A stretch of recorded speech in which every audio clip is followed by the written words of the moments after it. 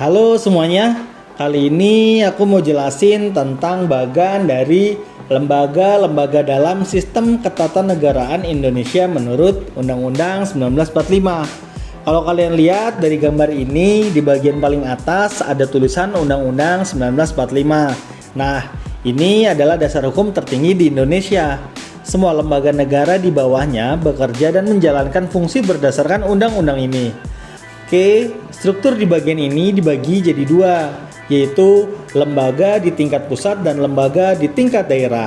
Di bagian pusat, kita bisa lihat ada beberapa lembaga utama seperti Presiden, DPR, MPR, DPD, MA, MK, KY, dan juga BPK.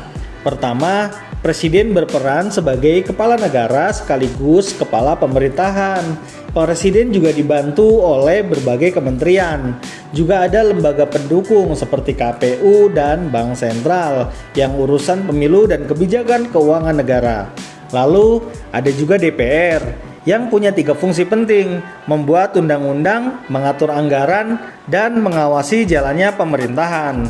Di sampingnya ada DPD yang mewakili daerah-daerah dan ikut membahas kebijakan yang berhubungan sama kepentingannya tentang daerah. Sedangkan MPR punya tugas besar, yaitu mengubah dan menetapkan undang-undang serta melantik presiden dan wakil presiden. Selanjutnya di sini ada BPK atau Badan Pemeriksa Keuangan. Tugasnya memeriksa dan mengawasi bagaimana uang negara dikelola supaya penggunaan anggaran tetap transparan dan sesuai aturan. Kalau kita geser ke bagian kekuasaan kehakiman, ada 3 lembaga penting. Ada MA, MK, dan KY.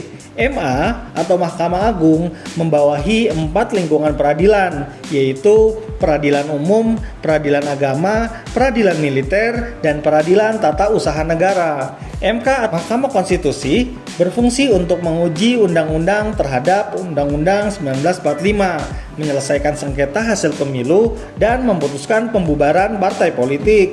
Sedangkan KY atau Komisi Yudisial tugasnya menjaga kehormatan dan perilaku para hakim supaya tetap profesional dan berintegritas. Nah, kalau kita lihat ke bagian bawah, itu ada lembaga di tingkat daerah. Ada pemerintah provinsi, kabupaten, dan juga kota yang dipimpin oleh gubernur, bupati, dan wali kota. Mereka juga punya lembaga legislatif daerah, yaitu DPRD yang berfungsi mirip seperti DPR, tapi fokusnya pada kebijakan daerah itu saja. Selain itu, ada juga BPK, perwakilan daerah yang membantu mengawasi keuangan di wilayah masing-masing.